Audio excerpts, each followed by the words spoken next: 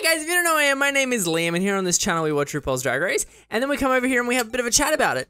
Oh, there was one thing I wanted to say before we get started. So some of you guys know that I've started this second channel. Well, it was going for a while. It's just like this, it's a Let's Play channel essentially, but it's basically just me chatting with you guys for like 20 minutes on different videos.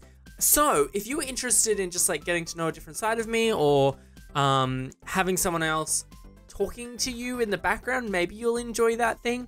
There was something I was planning on doing over there. Some of you guys don't know, but actually, fun fact about me, I'm a 3D artist.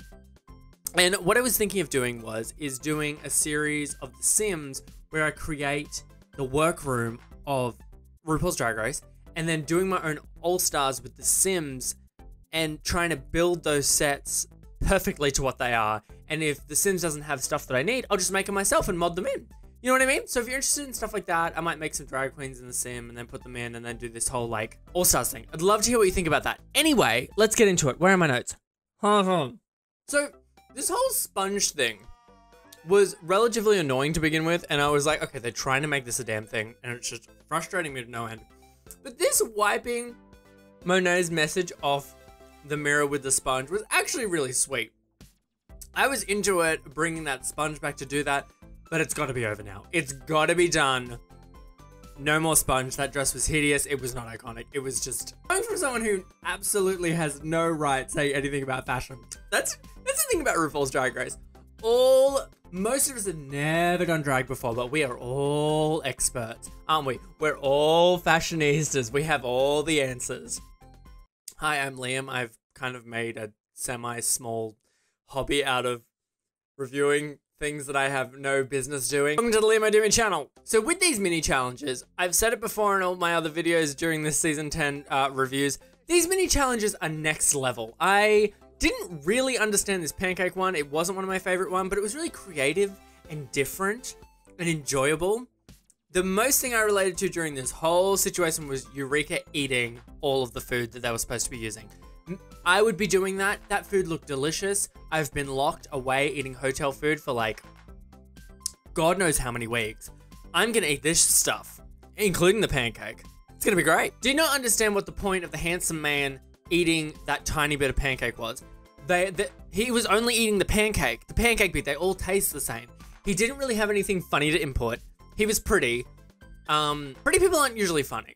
Do you know what I mean? They usually have to try harder for me to be impressed by them because they're so pretty. And he wasn't funny. What is he out of? Is he gay? I don't think he's gay. I don't know. If he is gay, then I have less of a problem with him. But I didn't understand why he was there. He wasn't entertaining by any means, and I didn't get the pancake thing. I didn't get why he was trying the pancakes. He wasn't trying the pancakes. He was trying the pancakes that were pre-made. This may be my most favorite Maxi challenge that they've ever had. It was so creative. The editing that they did to have like both people on stage was so creative and so fun. And also, it was a really thought-provoking mini challenge as well, because usually I sit there and I go, what would I do? Because, you know, like I would be a mess if I was ever on RuPaul's Drag Race. First of all, I mean, I'm not a drag queen, so there's the problem.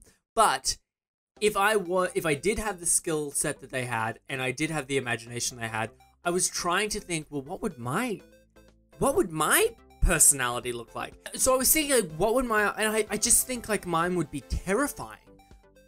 But also when Ru was going around talking to them about what they were going to do, I was just thinking, oh my God, what would I say? Like, how do you articulate who your inner saboteur is?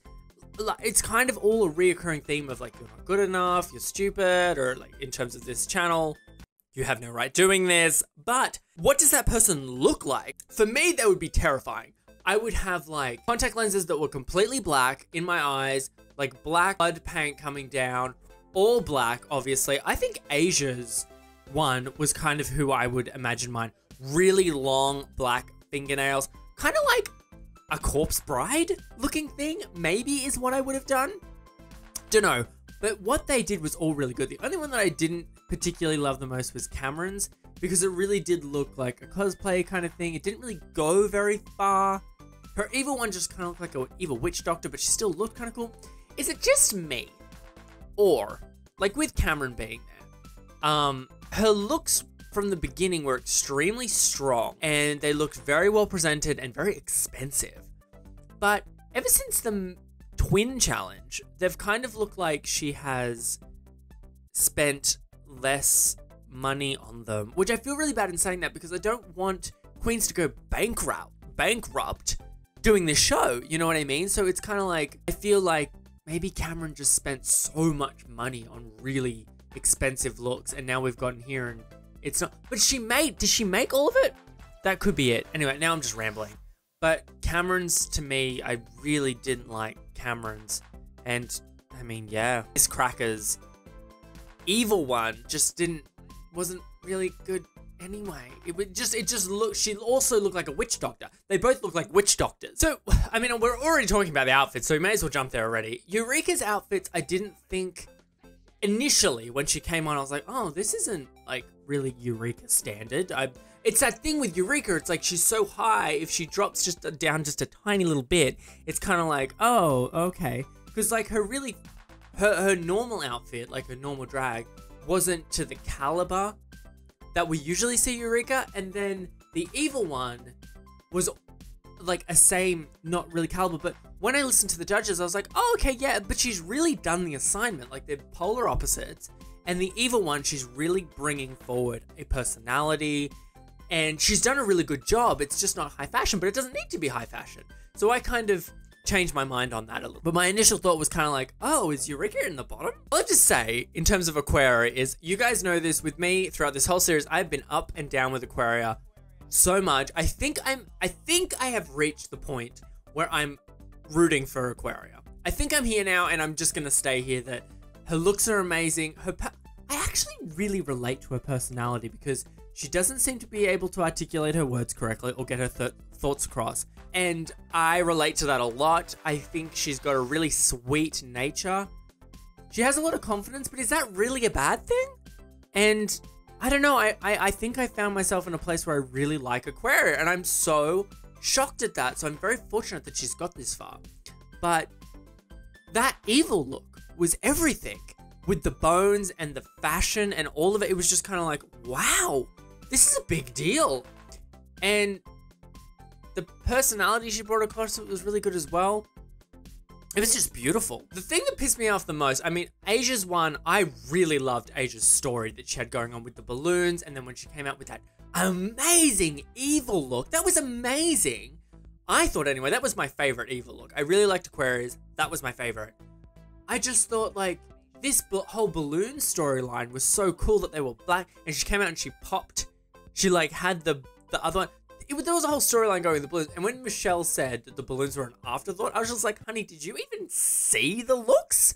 Like, what are you doing? And then when she acknowledged that she was wrong, I was just kind of like, okay, well, that's fine then. But it was just kind of like, hello, that was a huge part of what made her performance and her look so incredible, was that there was this linking value that she had done. When they were doing the critiques, because they were in this like evil mindset, or you know, it was like this evil kind of thought process they were going through, I think their language to the judges was really intense. What was it? Aquaria said, I didn't really give a shit about your critiques report or something like that. But Asia, I didn't watch the Untucked. To be honest, can we be honest right now?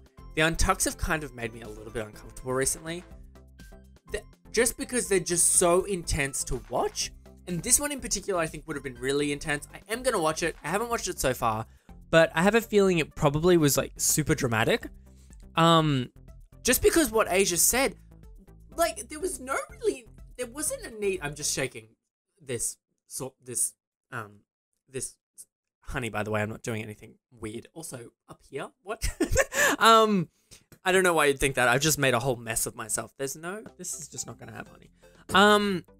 She didn't need to say that they weren't a star. Like, they're top 4. I mean, they're top 5. They're a star. They're doing very well.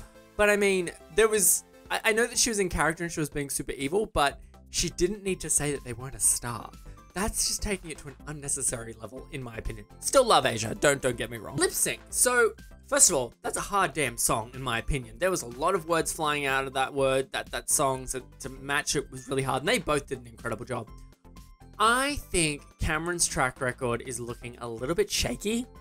I mean, it's been like She's been in the bottom 3 times now. She's made that very clear. She's very aware of that. But I mean, it's kind of getting to a point now where I just think Miss Cracker did a good job in that lip sync. And they were kind of, in my opinion, I've been wrong about these lip syncs sometimes. You guys change my mind, but I kind of feel like Miss Cracker did a good enough job to beat Cameron. I don't think she did bad. I think they probably did about the same level. There was that kick thing that Cameron was doing, but it wasn't that impressive. It wasn't something that was, she didn't have a reveal or anything. She didn't do any splits. She was just doing a really fancy dance move. But Cracker was kind of doing the same thing. And I am a Cracker fanboy, but I also like Cameron. But I feel like this was not fair. I understand that it all comes down to the lip sync, and I guess Cameron did a little tiny bit better, but it was slightly justified that Miss Cracker could have won. You know, I feel like it was kind of at the same level. If Ru said, "You are the winner, Miss Cracker," I don't think anyone would have gone, "Oh, but she just stood still the whole time. She was doing a terrible job." She wasn't. She was giving it her all. And I think she deserves to be there more than Cameron. Is that too harsh to say? I think it's true though. Maybe she doesn't. Maybe I just like Miss Cracker. That could be the problem. But I will say, I mean, we'll see Miss Cracker in All Stars. I know that video has been going around about if she's been asked to come to All Stars 4. It would be very tempting, but she wants to focus on other things at the moment. I get that. Oh my God, if anyone says that in the comment section, I think I will roll out the window. I've seen it. Don't worry. But I think we will see Miss Cracker in All Stars 5, 6, or whatever opportunity she has to come back to the RuPaul's Drag Race universe. I think it's gonna happen because she's just an all-star. You know, she is. She's an all-star. And I think she's got more to show. Like, she's gonna have that tricksy... I think she'll have that tricksy rise to fame off Drag Race. And I think I think she deserves that. Because she's such a sweet soul. She just needs to open up. I don't know. I think all of us would have such a hard time opening up on the show that's watched by millions and millions of people. It'd be hard. And especially at this stage, coming into RuPaul's Drag Race, you're going to have that hanging over you. It's like, oh my God, all of my friends and all my family are going to be watching this. I need to be vulnerable, but I don't want to be vulnerable because I need to be focused on the competition. It'd be a lot. It would be a lot. I would go insane. I'd be out day 1. I'd just be like, this is too. Anyway, guys, I hope you enjoy this. If you are new here, consider hitting the subscribe button or the like button or whatever. Remember about the Let's Play channel. I'll put that link in the description. You can go check that out. Thinking about doing a lot of different things there, especially when RuPaul's Drag Race is gone. I'm really enjoying making them. It's really fun. It's really anyway, guys, I will see you next week.